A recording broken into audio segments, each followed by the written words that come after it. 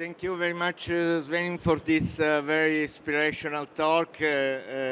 Look like we are all going not to miss the target. And now I invite Geoff, that is the General Secretary of EARSC, that graciously take the hard work to manage our roundtable. Please. Thank you, Giovanni. How do we turn? Is this turned on? I can't tell. No. Do I need to do something? No. Okay, thank you. Okay, well, thank you very much, Giovanni, and thank you very much for inviting me to chair this roundtable. I'll introduce the panelists in a moment. I'm an engineer. Perhaps I should say I was an engineer. I look at the specification that Giovanni puts up for CT4EO.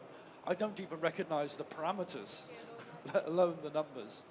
And I say that because Steve was waiting for those data to process into images and process into the interferometric scenes that he showed. I was part of the team that built the satellite, but I was the radar engineer for the satellite. It's even possible that I wrote the specification. In fact, it's highly probable I wrote the specification on the I&Q channels that Steve says MDA misread. So that was my history, but I don't, it's so far in the past. 1994, 25 years ago, was a significant point for me because I moved away from engineering and into more strategy and looking at sales and global trends. So 25 years ago is quite significant, and congratulations to Planetek for making it. Now let me introduce the panel to you. Firstly, we have Martin Pontier. Where's Martin? Please come up. Please come up one at a time as I... Martin is the channel partner for Airbus Intelligence. Let's go to, yeah. Secondly, I'll come back to Martin in a moment. Secondly, Luca Rossettini. Luca, please come up. Luca is the CEO and founder of D-Orbit here in Italy. Giovanni's already mentioned the relationship they have earlier. Massimo Comparini. Massimo is the CEO of e-Geos, well-known company, and active throughout the value chain. Grega Milcinski. It's Greg. Hi, there is Grega. Grega is the CEO of Synergise, who's one of the most active and dynamic, innovative companies at the moment. And I can say also, for the moment at least, still EARSC Company of the Year for another month at least. Another month. Dave Anilkumar from the Italian Space Agency, from ASI. And Dave is Head of Innovation and Transfer of Technologies at ASI. And then call back to the stage, Sveinung. Sveinung, you've already heard from Sveinung. Sveinung is from ESA in the Phi-Lab. And then finally, Giovanni, our host and CEO and co-founder of Planetek. So we've got a diverse jury panel from right through the value chain. We have representatives of technology, of businesses, of governmental sponsors, governmental users. But we have a very male panel. I've heard a lot this week about male panels and lack of women panelists. Now, until this morning, we had a female panelist, Francesca Diesing from Airbus, and Martin has stepped in this morning because unfortunately Francesca was taken ill and flew back to Toulouse. So, and I feel for Giovanni because he really thought about this and tried to establish a more balanced panel. And I think the key thing is that we think about it. It's not always possible, but we think about it and try to take account of women in the business, and women can contribute. And I had an argument with somebody the other day that we don't want a token woman on the panel. They have to be able to contribute. So what I'm going to do is ask the panelist to answer a couple of questions, very simple questions. But because Giovanni and Sveinung have already spoken, I'm going to ask the other 5, first of all, to give their views on the changes that have taken place in the sector over the last 25 years and what they see as being the most important changes. And in order to keep the time to a reasonable degree, each has 3 minutes to provide their view. Martin. Okay, thanks very much. So yes, 25 years ago, as you can imagine, I was a teenager, so not really impacted or involved by the Earth observation industry. But clearly, I was said that the key driver was the Clinton report in 1994, where he permitted the release of meter resolution commercial data. So it was not anymore for military purpose, and it launched really the race for Earth observation data, for commercial Earth observation data. After, funny enough, in 25, Google Earth has been launched, and it was my first job as a new sales manager in EADS FlexImage at that time to sell a study we did on impact of Google Earth for defense and security, and of course negative impacts of Google Earth for defense and security. But clearly Google Earth was a key tool for everybody to democratize the use of Earth observation data and to really unleash the potential of Earth observation data. And nowadays, clearly it's a question of investment. We have seen a lot of new and revolutionary investment from a private sector, of course, with VC, venture capital, we talked about it, but also from industry, like Airbus. We decided to fully fund our next generation of satellites with Pléiades Neo, and public investment with a huge investment for Copernicus. We have seen that. So clearly, for the last 25 years, it was a mix of 3 changes, big changes. So technological first, after regulatory one, and the last one, an appetite and an interest for financial participation. Thank you, Martin. That's an interesting selection. Luca. Yeah, so I will speak about the last 10 years because as you, I'm actually a little bit older, but I was 19 in 25 years old. So, you know, in my mind, I had other thoughts at that time and not space. So I believe there are 3 main drivers. The first one is miniaturization of technology on Earth, not in space, that actually led to, from one side, decrease of mass and hence the cost, and realization of much smaller satellites with a total cost of, let's say, a reduction of hundreds of times, allowing not to launch in space one satellite, but multiple satellites. So the scalability of the usability of satellite in space. The second one is access to space. I saw a very nice picture of 1966 in which less than 10% of the nations were having access to space at that time. If you see the same picture in 2016, 95% of the nations have access to space directly or indirectly.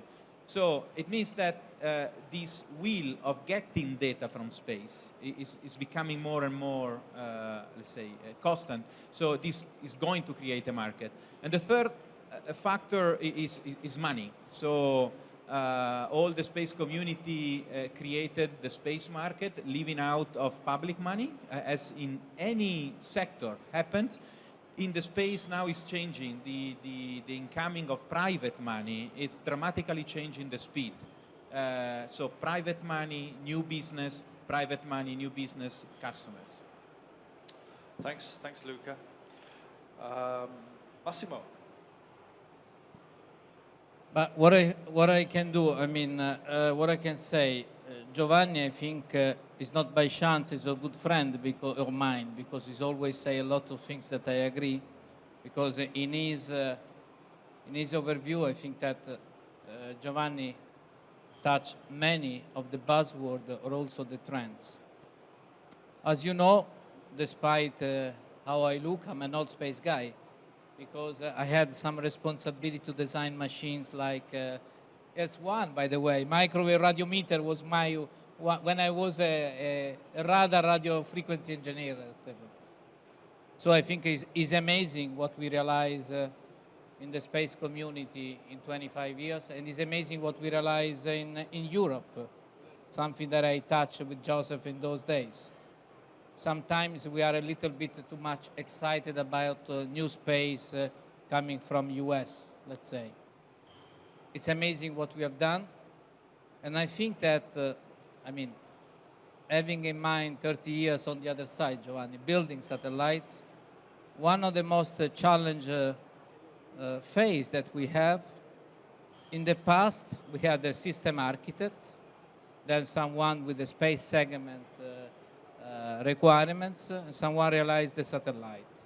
Then you have the ground segment, and maybe at the end, someone that trying to use what has been produced by those bulky and custom machines.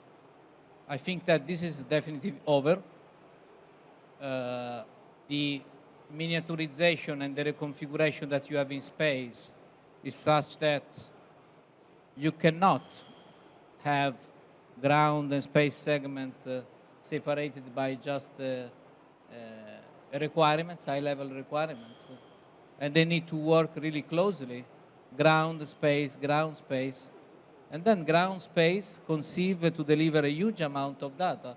So ground infrastructure, space infrastructure, and service infrastructure. So I think that this is one element which is really powerful in the last few years. The other is that, like football 25 years ago, if you see a match, you see champions, but they play at different speed.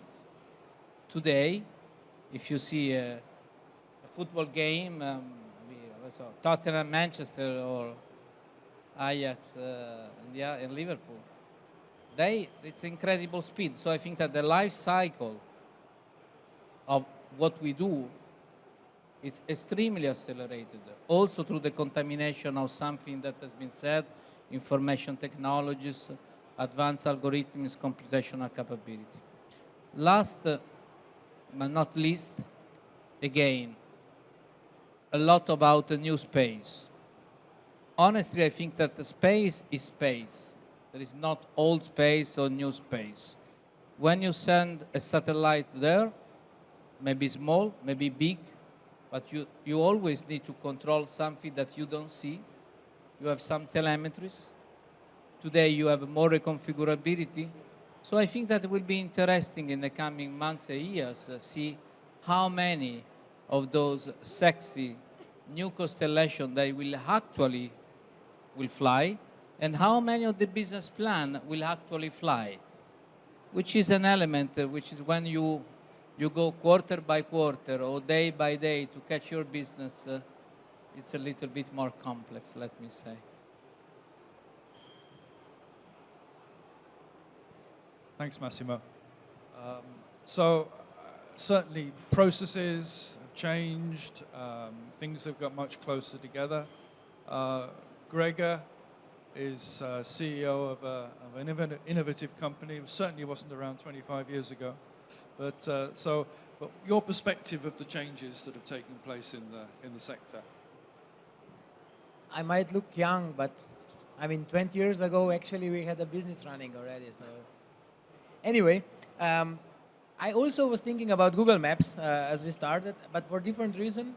Like when a bit less than 25 years ago, Google introduced the Google Maps, people were astonished. In the geospatial community, because they couldn't believe that something like this could be done. That someone can actually show the satellite imagery of the whole world over the web. And I think that this technology that was at the time required really needed millions or tens of millions of dollars to run. But now, just a few years ago, it was still not possible to conceive that something like this can be easily done. And then when the Sentinels came along, and then when we introduced the Sentinel playground, And when we were able to show the satellite imagery of every 5 days over the web to just about anyone of the whole globe, that was something that was really, I mean, unimaginative 25 years ago. And now, basically, it can be run by a small company which has 50 engineers, and they don't have far the budget that Google had.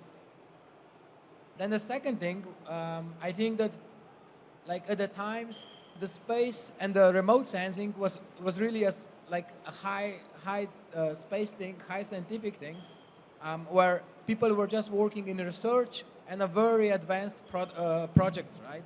Where I think this is now changing in a way that we are going into operations. So it's no longer research what we are working on. We are working on things that have to work, and that they have to work in an appropriate manner, and that they have to work with the quality that people ask for and that they pay for. I mean, that was something that, as you mentioned previously, it was, only the governments were paying for it.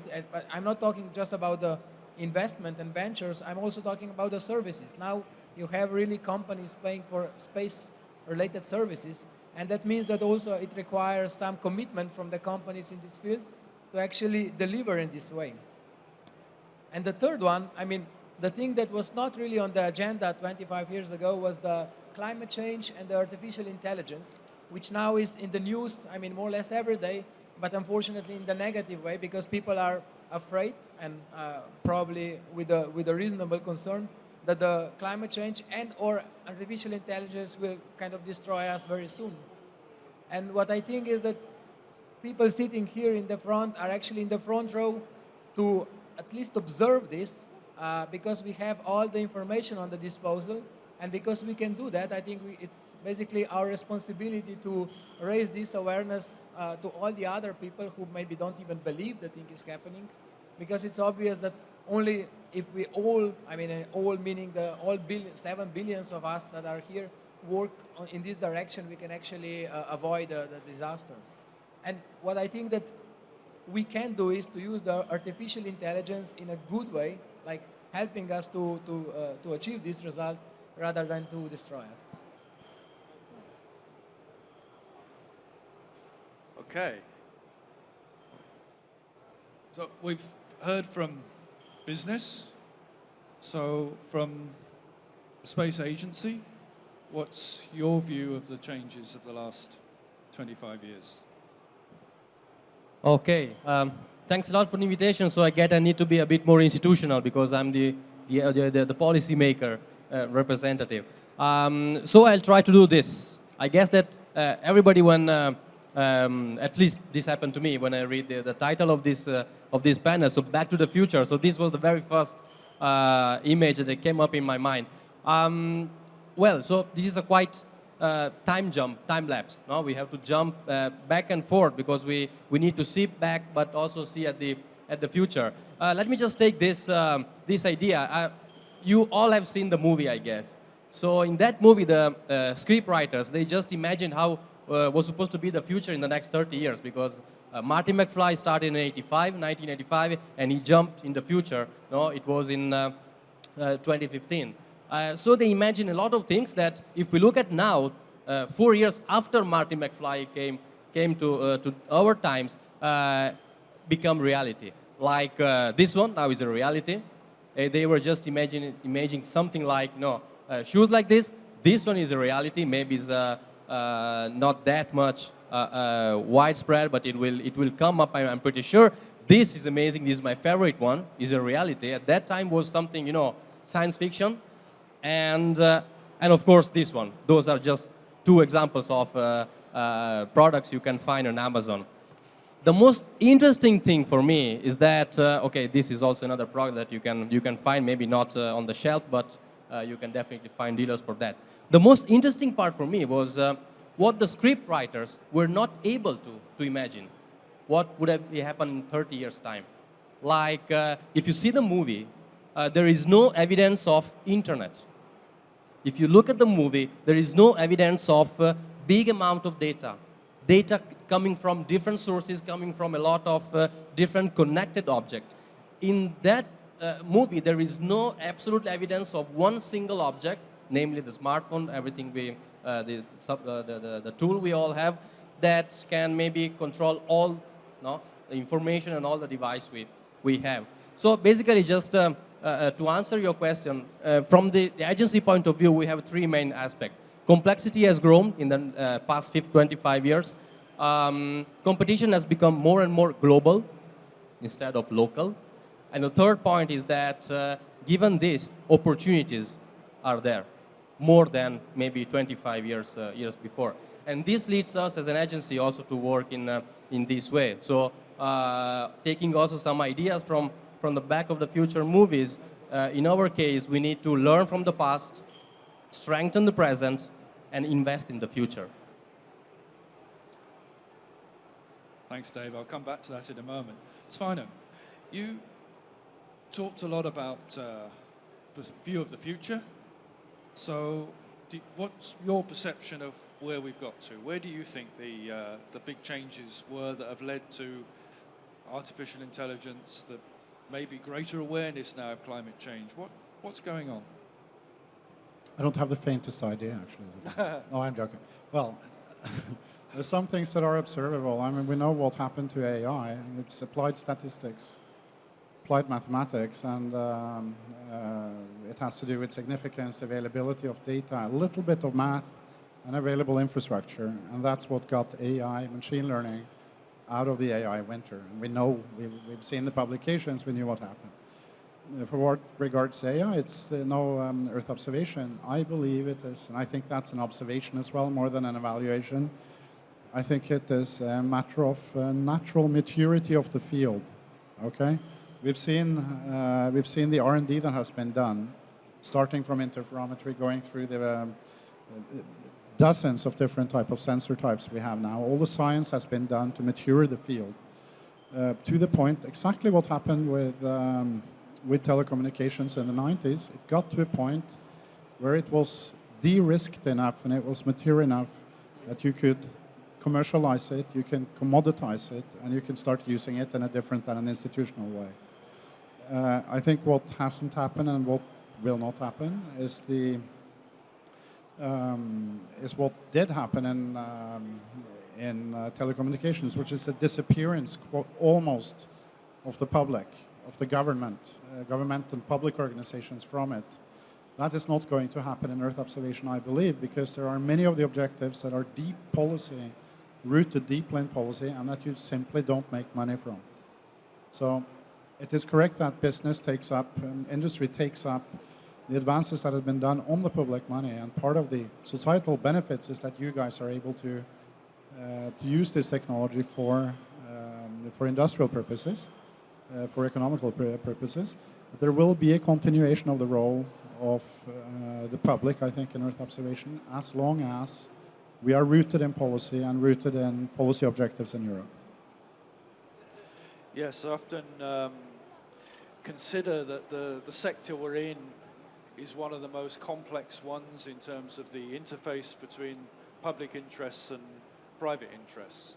And maybe we'll come back to that one in a moment, because I think this reflects the fact that the government has a genuine interest in the use of the technology, is perhaps more focused on sponsorship, but has a genuine interest.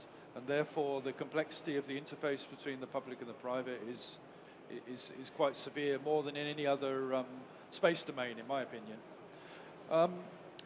Martin, Airbus is a big supplier of data, operator of satellites. You've extended right down the value chain.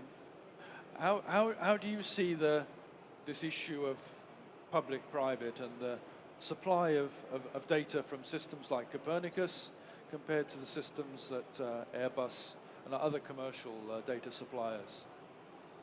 So, of course, in terms of satellite platforms, we see a complementarity in the data offered after between commercial data and free data like Sentinel and so on. But we really think that in the future, the challenge won't be on the satellite side, because it's more an incremental evolution than really a revolution, what will happen, we think.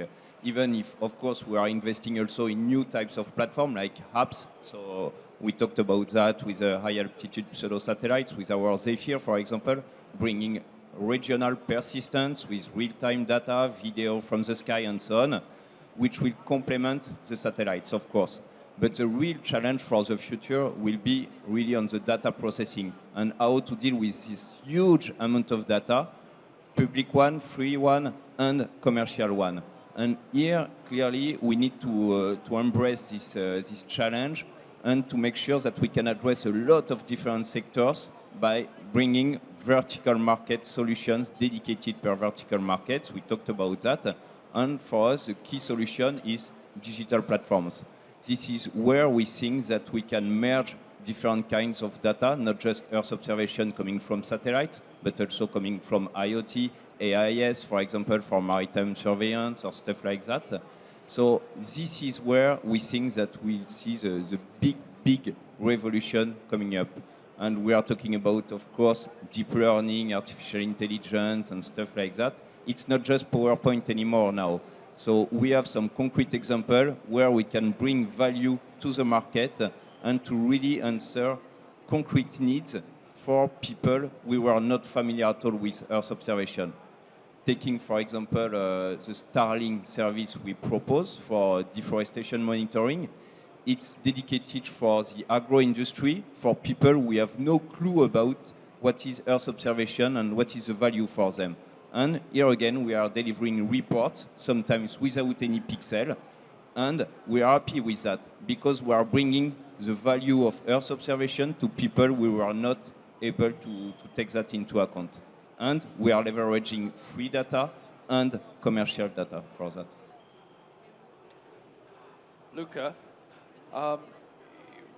we talked about small satellites and cube satellites, and you talked about how you're working on a bus with Planetek.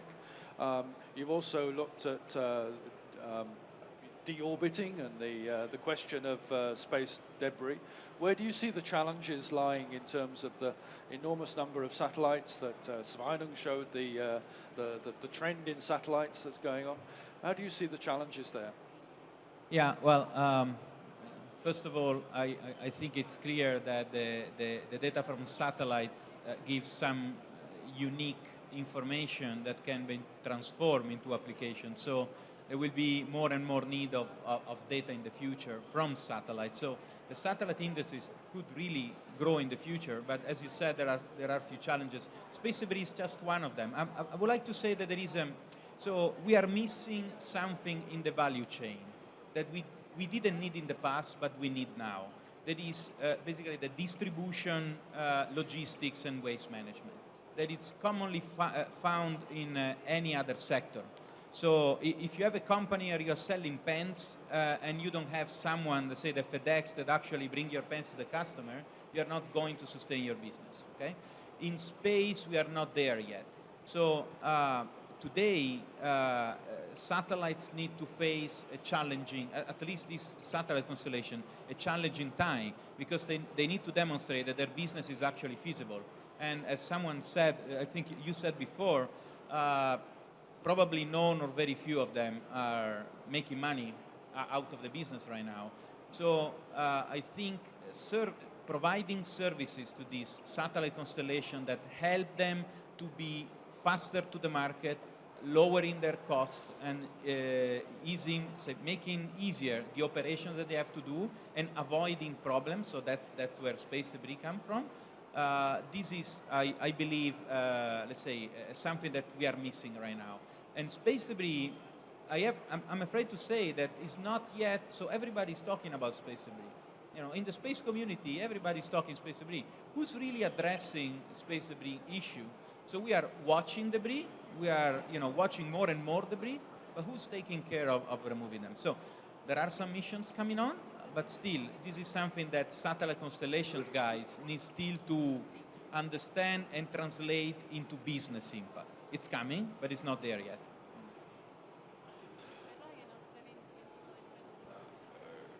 Grega, you've grown a business quite rapidly over the last few years. What are the problems you face now in the business? I'm thinking, are skills a problem? Are people a problem? Is that something that you have difficulty with?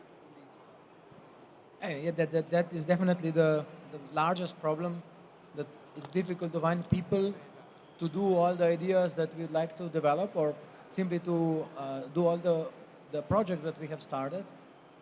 But that, I mean, that's, the skills is something that's developing, right? We have in our company the people who have nothing to do with computer science, and they work in this field, like people working in geodesy, and they bring to it. So I think that also the software development and all these skills is something that will evolve, and suddenly we'll have most of the people capable of adding something to this community and to the tools that we are developing, either through through actually implementing it, or to just bringing the idea, right? Yesterday we had this custom script contest award ceremony where we asked random people around the world to submit the scripts to do something with the satellite imagery, with the sentinels. And I mean, they brought up ideas which we wouldn't even thought about. And I think that they were people from around the world, and most of them were just students from different fields. And they did really things that even the scientists who are working in this field for decades, they didn't develop, or at least they didn't share with the community. So I think all of this will start happening. But yeah, I mean, until then, we'll just struggle to find more people to do everything that we want to do.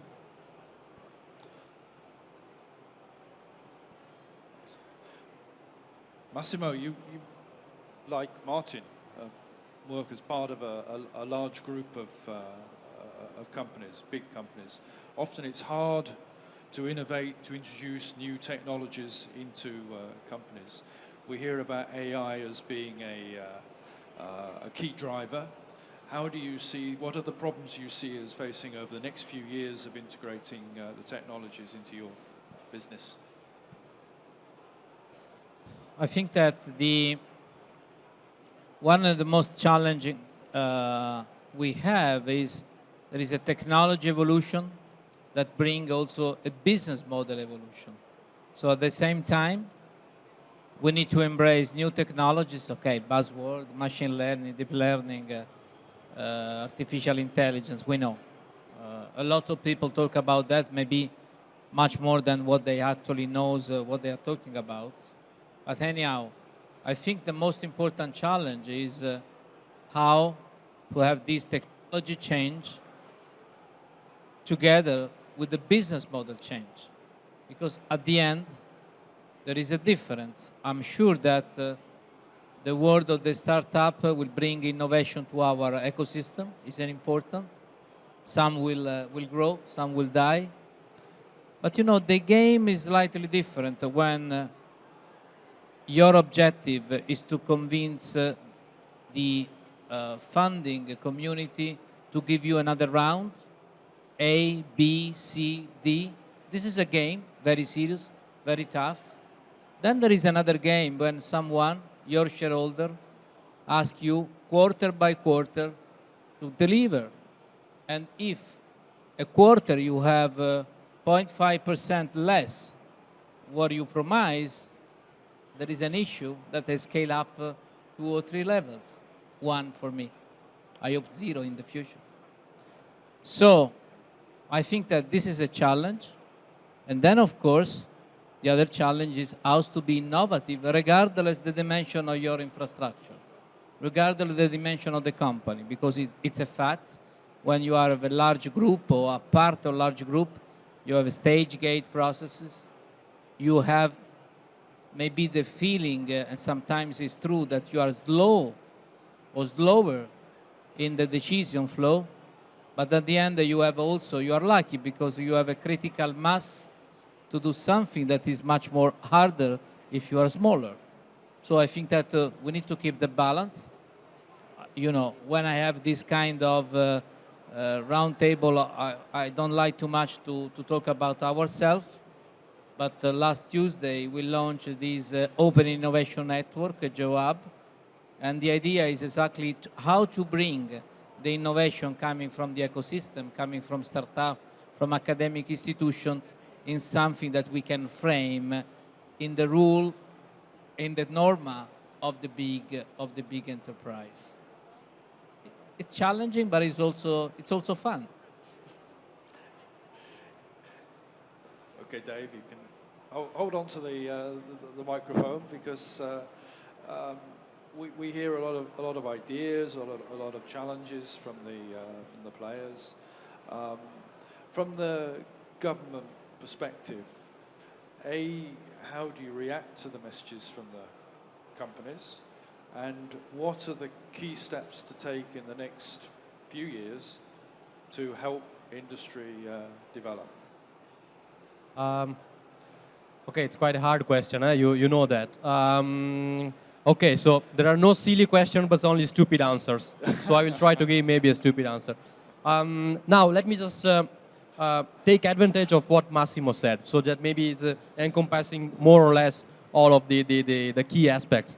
From our point of view, the matter is not on how to help companies. Don't misunderstand me. The matter is not on, the challenge is not on how to make a company adopt an innovation. The issue is how to make the company ready to take innovation and be innovative. There's a different point of view. So we see if you look at the industrial ecosystem, we use always in the agency now this word, ecosystem. So the matter is not on enlarging, widening the ecosystem. The main issue we have nowadays is to make this ecosystem evolve. And the main challenge we are facing is how we want this ecosystem to evolve. In a Darwinian way, only the strongest survive, or in a Lamarckian way, only who is adapting can survive. Now the thing is that we don't want, maybe I'm saying something a bit, how can I say, salt and pepper, a bit harsh. It's not a matter of democratizing innovation. No, it's how to make innovation the sparkling point to make this ecosystem evolve. So it's not a Darwinian, it's not a Lamarckian, it's a mix-up of everything. So we'll have, as also Massimo said, we'll have startups that will grow up, will expire, will change, will modify. It's not, we don't have to see it as a failure. It's just part of the evolution. And then, of course, we have companies who are evolving in some sectors or companies who are not evolving. We had in the past, let me just give you an example about the non-space sector. We had in the past in Italy an issue on textile clothing sector, on fashion. Everybody was like, oh, you need to innovate because otherwise you will die in the fashion sector. And the fact was that innovation was not on robots and automation and digital and e-commerce, but in some companies in fashion sector, innovation was finding new products, new material, but keeping the handcraft, the crafts capacities, capabilities, and so on. So even maybe in high-end technologies companies, we need to do that. And this is what we do as an agency. My last sentence is that, because you asked for the tools. So we are putting in place different tools with universities, with companies, already established and running companies, with SMEs, small and medium enterprises, and startups. But our main driver is that, because we do a lot of things, from science to industry, but our main payoff is that science is the cradle of innovation, but innovation grows with industry. I think also, as you say, avoiding the stigma of failure and accepting that if a policy cannot be 100%, if it's 100%, then it's probably a failure in itself. Yeah. Just before throwing open to the floor, Giovanni, let me give you a chance to speak. And I'd like to ask you one specific question, if I may, because Planetek is 25 years old. You've learned a lot of things along the way. What do you see as being the criteria for success? What have you learned? And how will you translate that into the future? Oh, well, it's very strange. It's a strange question. I thought before to this because, again, I can have only stupid answer. My first concern was to wait too long to understand how much important was design for our company. It's funny, but the design is the real engine of a company like Planetek. We do immaterial things and have a good design. This is not a pretty diagram or nice interface is a very important thing. This is one thing. Another thing that is out of your question, sorry, is what is my major concern for the future? My major concern, I believe, should be a concern of all our industry, because we are in a fog of data. There is a lot of way to produce information.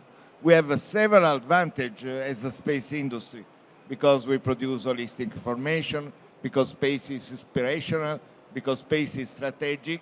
But the risk that upstream, downstream, midstream, space stream, everybody here become irrelevant is very high if we don't try to build around space data a very strong platform of integration of that kind of information. Otherwise, the risk is that we can become one technology like any other available, and I don't see webcam producer as a strategic player in the world, even if they are very important data catcher. And in this, it's very important the small companies, big guys, and space agency work together for this. This is. Okay, thank you. I'll ask for questions from the audience, but in preparation for the sort of end of the panel, also Back to the Future. So I'll be Doc. You can all in turn be Marty McFly. We'll set the timer for 1994. Sorry for the newer entrance to the business, but we'll stay with the 25-year theme. We've got the DeLorean ready. We'll start to increase the speed to get to 88 miles per hour. I think it's 141 kilometers an hour, something like that. And afterwards, what one change would you make back in 1994 against where you are now? But before, I'll give you time to answer. It's a hard question. I'll give you time to think about the answer and throw the open to the audience to ask questions. Any questions? Somebody? Chetan, where's the, can we have the ball? Ah, okay. Hello. So, is this on? You hear me? Yeah. Yeah. I can't hear myself. So. No, it's not.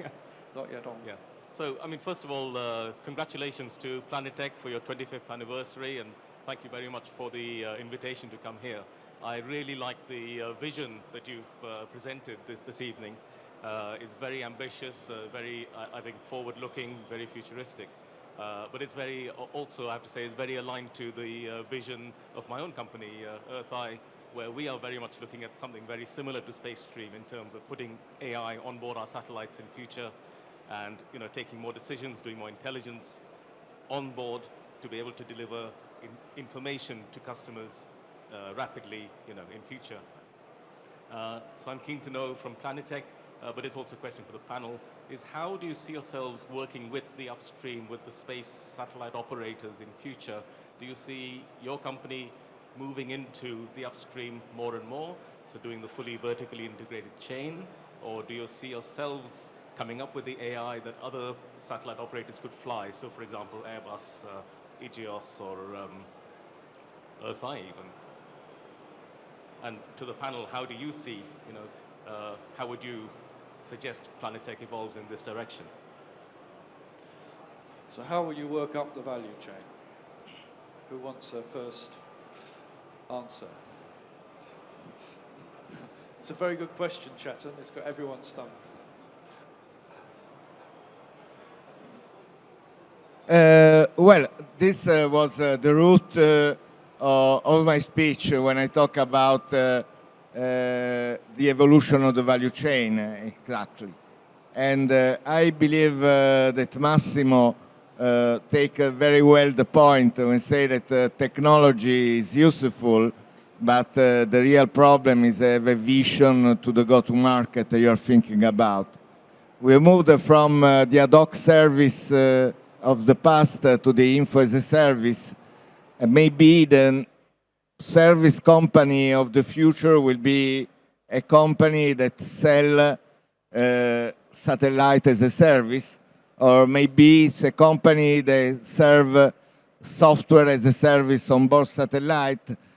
Several of these depends on what will be the shape of the market of the future. What I'm sure that if we don't move in an evolutionary way across the supply chain, the risk to be Kodakized is very high for several elements in the value chain. Yeah, if I can say,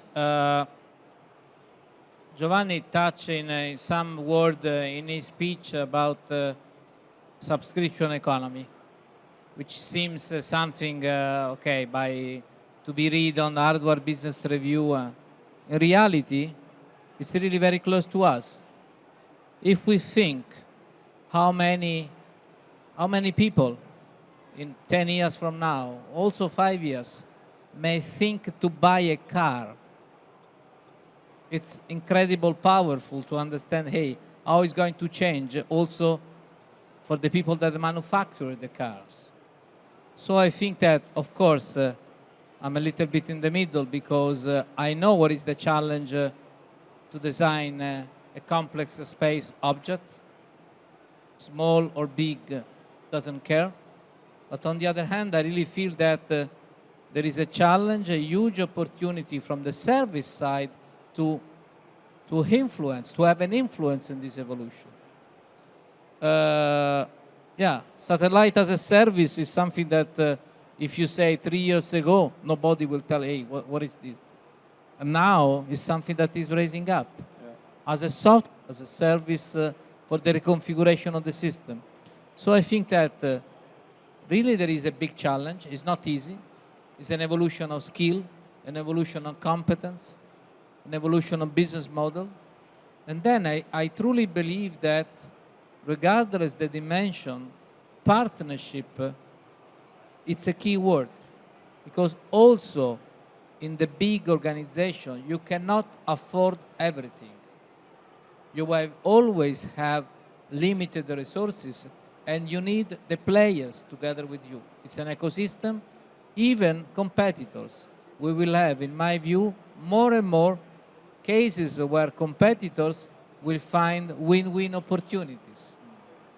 And I think, Giovanni, that will be also a kind of barrier to avoid to be, let's say, catch by the information giant.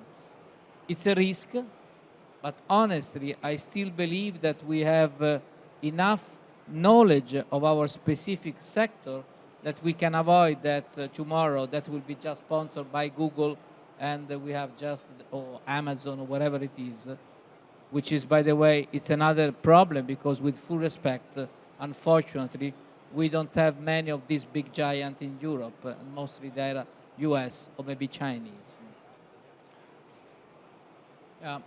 Two quick aspects. One is until we will see space-to-space business, the upstream will just be an infrastructure at service to the downstream. So, and in terms of infrastructure, satellites are becoming more and more software with a bunch of sensors and actuators. So, for example, what we are doing, we are really observing what the downstream is doing, the business model of the software industry, and importing into the upstream. So we are already copying and paste what is really working in this industry. So I think more and more there will be a merge of the two situations. There may be some difference between the players that are just working with a screwdriver, but still, eventually, there will be a merge of the business models that actually include both of them.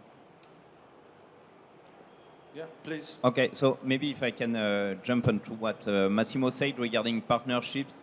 Yes, it's key, especially for big groups like us, because as Massimo said, we cannot do everything alone. And each and every key services dedicated for a vertical market has been done with a partner. And more than ever, with our digital platforms, we are open to partnerships with value-added partners, resellers, and so on. And those with a specific knowledge for vertical markets or a technological brick, which is a game changer for us. And this can be done to be more agile and flexible with open innovation, for example, where we have launched, for example, a challenge on Kaggle a few months ago to detect automatically with deep learning ships on spot images. So it was a worldwide competition with a lot of participants. And the winner, we got the code, the deep learning code algorithm for us, and now it's embedded in our workflow to deliver maritime surveillance service. So it's not just fake, fancy, sexy to talk about startups, algorithm, and so on. It's working, and it can be done with open innovation challenge like this, where we can leverage this kind of stuff and be more flexible, because I fully agree, internally sometimes it's more difficult to make it happen. So we look outside, the best one, and we shape and custom dedicated services together to bring value to the end users. Sveinung, Grega, do you wish to comment, or? No. I think that we'll just keep focusing to the downstream, because I think that we need to focus. If we all try to do everything, then nothing will do anything large, right? Focus is important. Yeah. Other question? Who's got the ball? Let's throw it at someone. No one wants to catch it. Ah, Steve. Thank you very much. I'll ask a question then. So with Sentinel data policy, full, free and open, we're entering into what I would call the democratization of Earth observation. We see many new players entering the game, both big and small. That's a phenomenal opportunity, but it's also a bit of a risk. I'm dealing with users where the reliability and the integrity of the information that's supplied to them is actually quite key. So I'm wondering, this democratization of Earth observation with the new players entering the game, will that lead us into a sort of Far West situation with people making claims and counterclaims and maybe even damaging the industry? So I'd like to know the views of the panel on that topic, and whether they feel that something should be done about it, and if what could be done about it.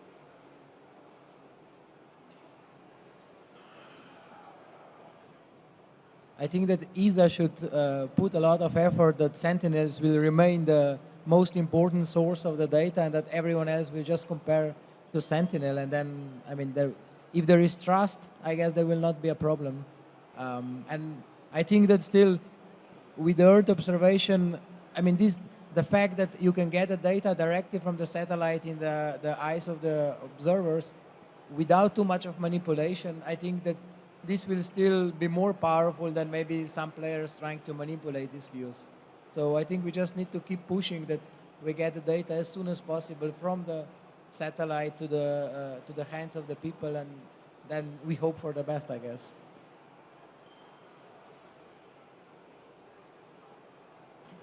Steve, I think that you touch a very important point. And it's not by chance that, by the way, ESA is keeping in mind how to develop some system to certify the quality of what we are going to deliver. Let's imagine that through radar interferometry, you can monitor the status of health of an infrastructure. And if that information has not the full integrity, so it's a big issue. So I think that this is also the reason why in every bubbling phase of innovation, there is a lot of new things. And there is a lot of people that they think that they can change the world. And actually, some of them, they have the ability to do that. But then you need to go to a more mature phase where the ecosystem must be sure that what we are going to give is reliable. And this is, I think, particularly relevant for the reason why we have 4,000 delegates in 1 week. Because EO, as a part of space, it is and will become more and more a strategic infrastructure in the information age. I think that this is also connected to the kind of issues about artificial intelligence, which is, of course, has some ethic implication, but will have also implication when we are going to use that about how do you control that what we are going to say to the farmers, to the insurances, to the financial community is reliable. And I think this is the reason why it's not just a pure technology evolution, but it's also a business and maybe also cultural evolution that our community must take care. Can I just try to, just from our point of view, when we just speak with some startups or some small enterprises working on this. Last week I had an interesting interaction with a startup, EO startup, and because they were asking us how we can use is there any chance we can use the Cosmos SkyMed data in an open and free way because of Copernicus and so on. So we said, okay, no, have a talk with Massimo because they are dealing with that. But apart from this, at a certain point I asked them that, yes, but so you are selling services using free open data and so on. What about the SLA you guarantee, the service level agreement? And so the funny answer was that, oh no, for that business application, we use other kind of data. Because we need to provide not the quantity of data, but a reliable information, a qualitative data, because our customers is paying us for the information we give them to save money or to do something or other. So this is also another interesting point of view, because we will arrive at a certain point where we'll get a lot of data, and then the problem will be either to be submerged by the data or to get the right information at the right point. So how to squeeze the data in a good way. And this is a question I'm posing to the floor. Are we sure that this open and free approach for the data will guarantee the very right extraction of information, of valuable information? This is something that the industry should tell us, and then we can put in place some tools to support this process. Any other comments? No? So, I think that's the, I think we break there. So the DeLorean has got up to 88 miles an hour. 10 seconds, 15 seconds maximum. What would you change when you get back to 1994? Sveinung, can I ask you first?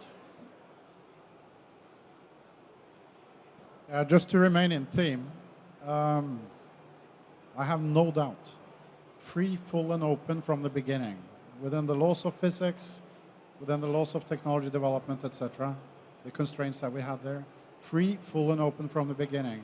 If all the RS data, all the NVSAT data, all the data that came out of the public investments in there that had been through the experimental phase that we have gone through the last 30 years, had been free and open, I think we would have been looking at a slightly different situation now. Okay. Grega, you?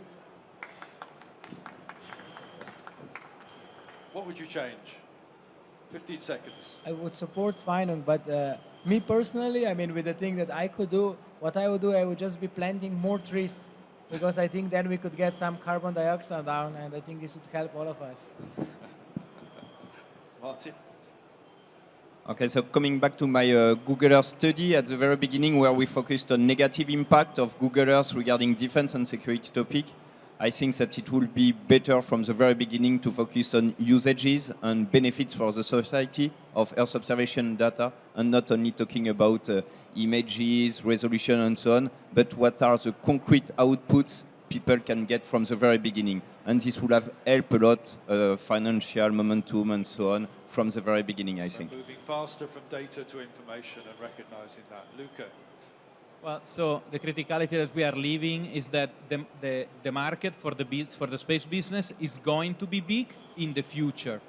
So if I can go back in the past, I would, let's say, communicate a little bit better what are the benefits of space to the people in order to educate the market and let the market evolve much, much faster and arrive to today with the already developed market. So better communication on benefits. But at the end, if we share that this is a funny time full of challenges, is because I think that we did the right things in the past. I mean, Tim, you mentioned EARSC. EARSC, it's a kind of cornerstone of what we are doing today. And honestly, I learned working on EARSC what I did on Cosmos KMED to design the satellites that now is still working perfectly to deliver the best radar image that you can imagine with full respect on new constellations. So why we should change something by obligation? It's true what say Luca. Maybe space in the past was a close community with the space guys. And we need to learn how to open a little bit. But you need to have at the right time, and I think we are doing that now. To move space out of space quicker. Dave. 1994 with my DeLorean. Yeah. Okay, difficult. So firstly, I would definitely have changed my my professor of theory of telecommunication. Really bad. But otherwise, according where I am now, so I would have changed. Maybe I would have shaped better the policymakers' attitude, the boldness in investing more in risking, in investing more on innovation and research, not from the hardware point of view, but from the software. Knowledge, know-how, education, and research. Attitude for risk. Yeah, I should have said that you can change things which would take place after 1994, but anyway, we're at the end now. Giovanni, you have the last word. Yes, what I change maybe founding Planetek not in 1994, but in 1993, so today will be 26 years, not only 25 years of this exceptional story. I want just briefly thanks all our partners, because our friends, but also partners in business, for some way to attending here. Thanks a lot, EARSC, for the lot of big ideas you share with us. We are lucky we have Joseph Aschbacher here that was so passionate to follow, and I welcome you on the floor for the closing of this event. Can I just ask for yeah.